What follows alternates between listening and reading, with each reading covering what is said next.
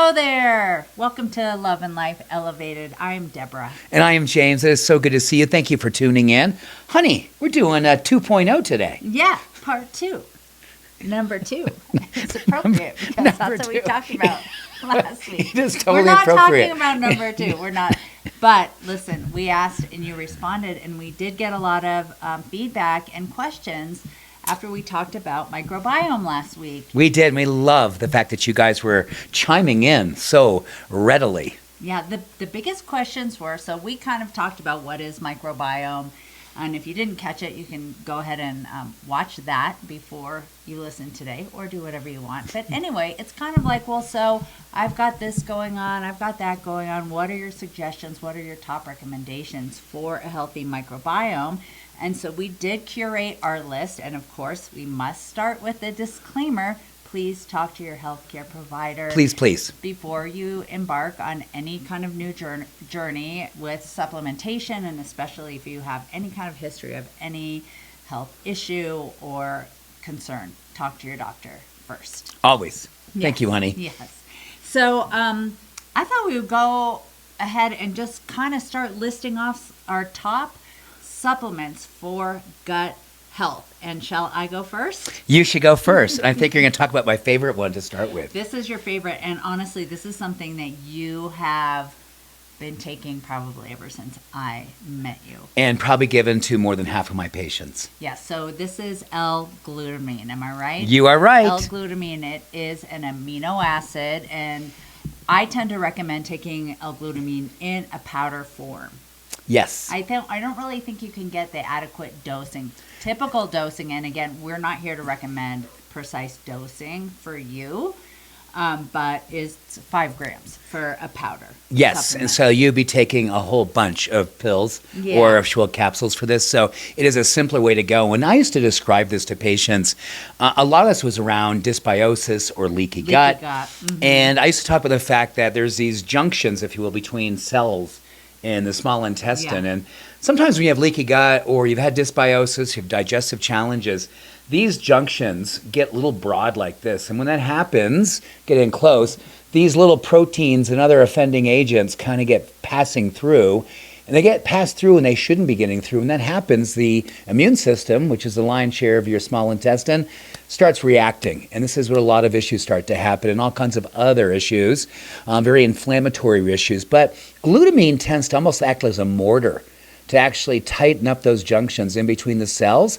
So selectively, the things that should be getting through do get through.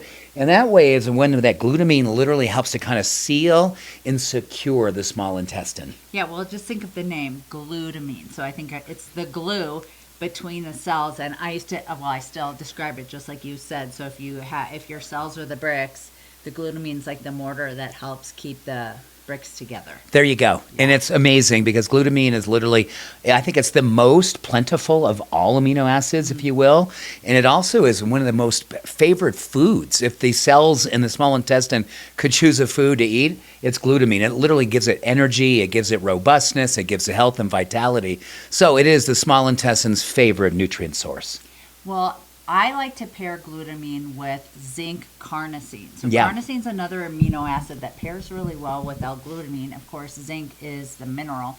And I see that a lot come back in my stool analysis results, a need for zinc carnosine. So it's especially helpful when there's leaky gut, but also low immunity in the gut, inflammation in the gut. It pairs really, really well. That's a great distinction. As we move into, I'm going to call it more the immune rigor season here in the fall and winter, this is a big one for a lot of people. And we got to remember, the digestive system is where the lion's share, the vast majority of your immune function lies.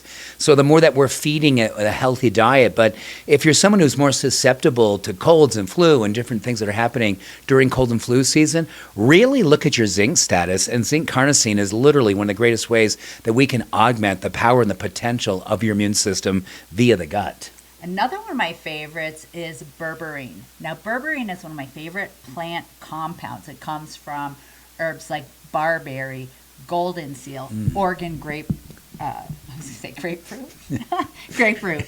And now, wait, totally confusing Berberine. myself. Berberine. Okay. So berberine, it helps stabilize blood sugar in the system, in the gut, and it helps with creating a healthy balance with all the bacteria. So it can knock it down, it can feed it, but it really is such a key component for healthy gut. I think that's such a big one, and we've often talked about things called adaptogens. I think berberine is almost like an adaptogen when it comes to managing the gut integrity. It literally helps to go where it needs to play and plays well, managing this healthy balance. And interesting enough, berberine, based on that blood sugar opportunity, also is a wonderful synergist in augmenting GLP-1 pathways. So you're going to see this as a metabolic support system, as Deb described, really helping to manage blood sugar and supporting insulin sensitivity. Berberine's amazing. Well, one of its big jobs is technically it's an antimicrobial. So you will see it in a lot of so common. I think most people know if they want to dabble in herbs, it's when their immune system sort of starts tanking and they think echinacea golden seal. Well, guess why? Golden seal, it's a berberine alkaloid. Yep. So it's something that straight up not a long-term substitution. So again, it's not one of those supplements that I say, hey, James, you should be on berberine the rest of your life. No, we want to take breaks with it, but it is really amazing for starts and stops throughout the year, I would Fantastic. say. Or when you actually have a reason to need it. Fantastic. A great list. I think this is something where, again, as you're kind of going through your, individual needs, things you have, sensitivities, knows that we're walking you through this, you're saying, gosh, that sounds like something I'll benefit from. Really get together with a functional medicine doctor. This is such a specific, sensitive area for people. And when you get this dialed in right, it is literally life-changing, because when your gut is functioning optimally, you're going to see so many lights turn on, certainly digestion, but you're going to see mental and emotional stability. You're going to see how your vitality and your strength, all these things come back online. So one of my favorite, as you would like to say, Scrabble words is, are you ready for it? I'm ready. Mucilaginous. Ooh, Are you talking about it sounds slimy just saying it. It's like... This is so funny when you bring that up, because I remember when I first learned about, there's probably marshmallows in this list, right? It is in the list, and yeah. slippery elm and those guys. Oh my gosh, these are so incredible. They also call them demulcents, right? Yes. Demulcents and mucilaginous. It's not as fun to say No, demulcent as it's not. mucilaginous. But this is such a wonderful way to soothe an inflamed Soothing gut. is the key. As well as your throat. Oh my gosh, like slippery elm tea is amazing. I love all of this in a tea form. You can also think about things like aloe vera is demulcent. And again, that's not like We're dropping a lot of good words. You're not going over to your aloe vera plant and peeling it and licking it. That's a little bit too harsh. That latex in the aloe vera is a little harsh, but you can get diluted supplements, and it can be part of that overall anti-inflammatory and healing protocol. But as you said, I love throat coat tea. It's not just for your throat. You think of those same cells line the whole digestive tract. So even when you have tummy stuff, I love it. And again, even mint is great. I think just in general, and if you're doing a lot of talking in your job or talking in the world, and I know when I was out doing a lot of speaking back years and years ago, I'd have these young speakers who were out in the field, and they say, oh, my voice gets so tired. I say, you know what? Drink slippery elm tea. Have it before and after your talk, and you're going to find such a healing and recovery with that. And I think I used to have a lot of teachers for patients who were speaking all day long, and also their immune systems were challenged because they were around a lot of little kids. This is, again, where slippery elm and marshmallow and things like that can be so helpful. Yeah, the other one that just came to mind is licorice root. Oh, yeah. It's part of that whole family. But with licorice root, you want to be careful because you don't want to overdo licorice root unless you are someone who's typically very low blood pressure. But people with high blood pressure, in particular, may not want to supplement licorice root because it can tend to have an increase in blood pressure. That's right. So is that the list? No, there's more. But wait, there's more. So digestive enzymes. Okay, good. Right? Depending, there's certain medications out there that will sort of blunt our digestive enzymes. I know that if you're a person who experiences heartburn and you want to pop the Tums or a PPI medication, well, this is the really interesting thing about the body, that sometimes we might have low stomach acid, but the symptom manifests in heartburn.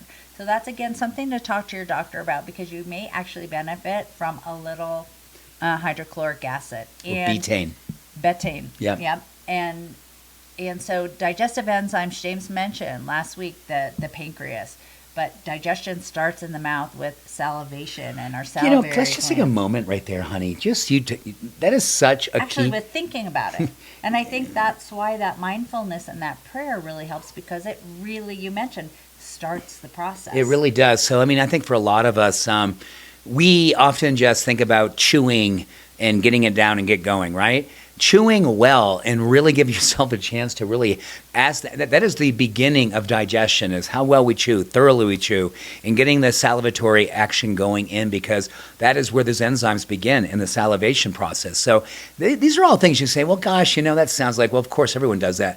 I got to tell you, when you mindfully eat and you slow down and you really mindfully go through the chewing process and really swallow with a level of mindfulness, your digestion is improved dramatically. You're not weighing all the activity on the HCl and on the pancreas, because you've already given it a kind of a pregame to actually get going in the digestive process, which can be so much easier. And you're going to assimilate the nutrients, because I think sometimes we forget, what is this really all about? Though how well you digest is going to be how well you assimilate. A lot of people spend a lot of money on healthy food. We spend money on food anyway, but if you're not getting the nutrients out of it, that is a huge part of the miss. So the more that you are spending time in the pregame and the breaking down and doing these things that Deb and I are speaking to, you're going to feel a vitality coming through your diet and getting those absolute amazing nutrition pieces out of your food each and every meal. Totally. And not to get all graphic, but this is also why we talk about poop a lot. And I talk about it with my patients. You knew it was coming. In detail. And this is why we encourage bowl gazing, if you know what I mean, because the quality of what we eliminate helps us to recognize what our needs are. Like, does it float? Like, fat floats. So if you're not digesting your fat very well, you're going to see floating stools. And that's where an enzyme like lipase will come in. And when you look at these different enzymes, part of the pancreas, you're going to see lipase is awesome for fat digestion. Protease is great for protein digestion. Do you have those whole lists there, sweetheart? Well, I don't think we need to get into the whole list, but yeah, sure. We can talk about amylase and starch and all of the things. But the point being that digestive enzymes may be your friend, and stool analysis, I find, is the best way to see where the need is there.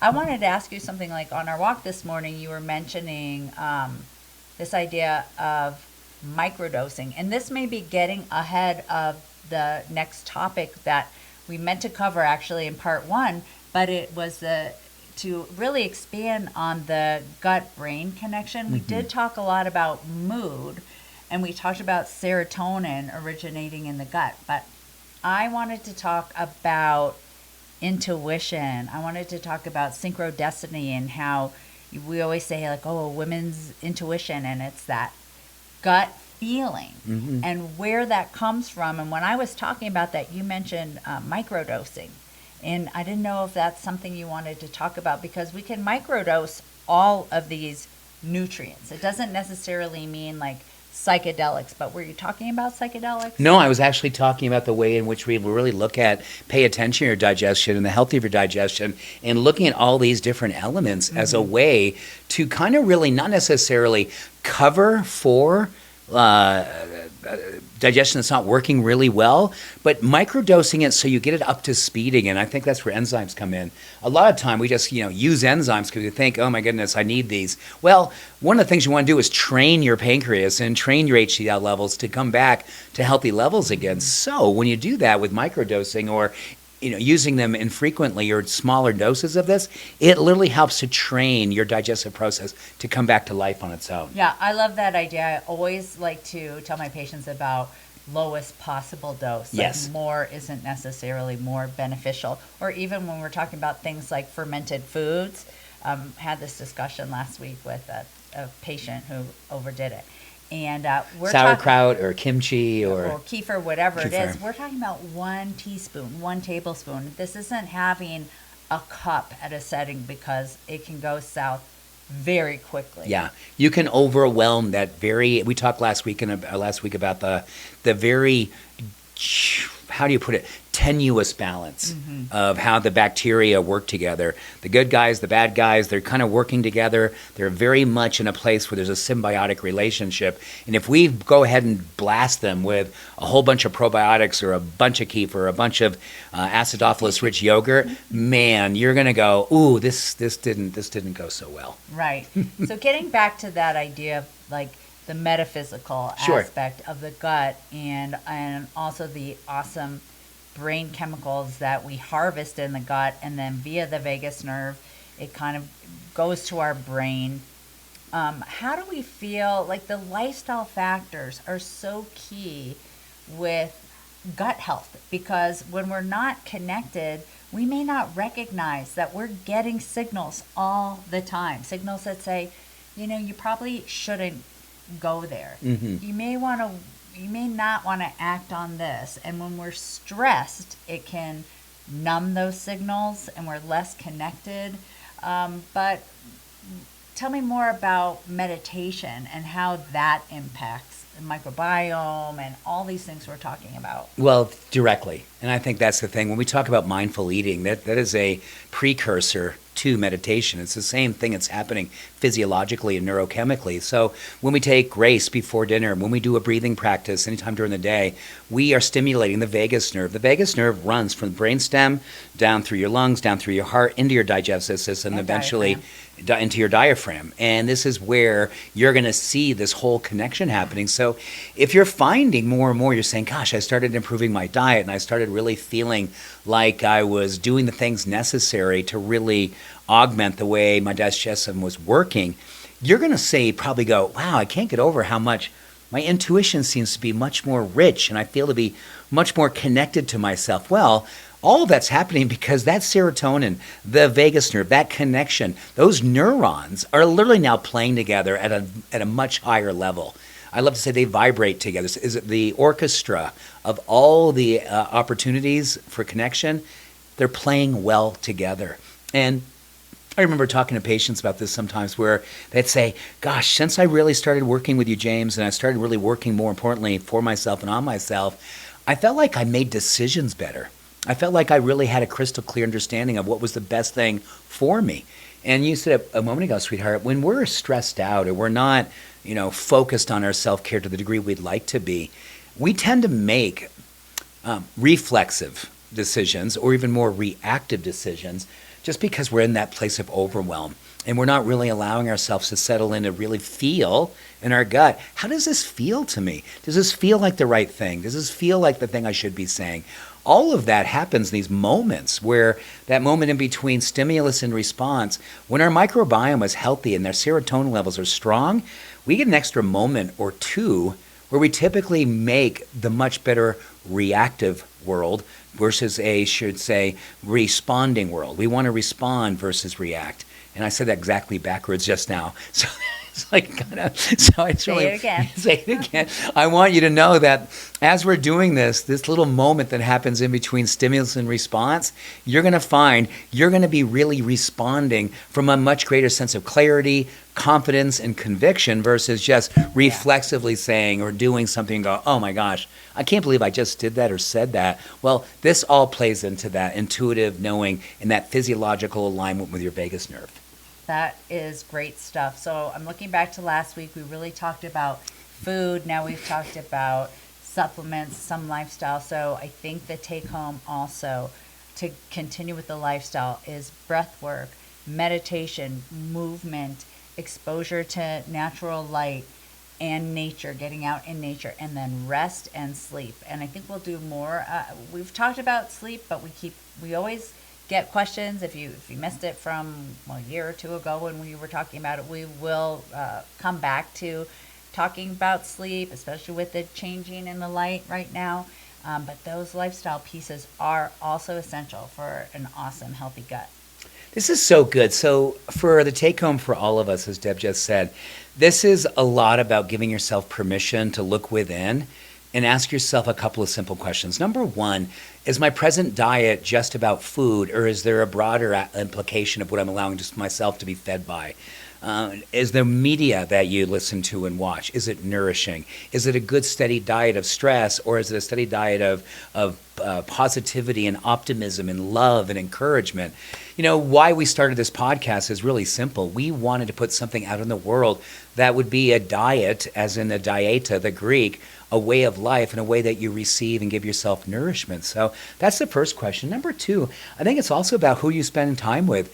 There's a lot of research out there that talks about the fact that our digestive system really reacts to stressful people or stressful memories. So we got to really be clear about how it is that we set up the day in relationship to who we're spending time with and what we're allowing in.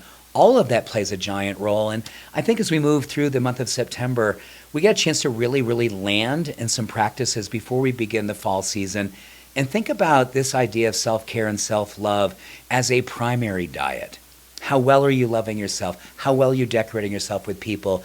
These all play a big role because I find when I'm doing those things well, I'm much more readily choosing healthy foods. Mm-hmm. But when I'm not doing those things as well, I don't typically crave or even follow through in my healthy food choices. They play together so well. Yeah, nourishment and connection just kind of go hand in hand. They sure do. That.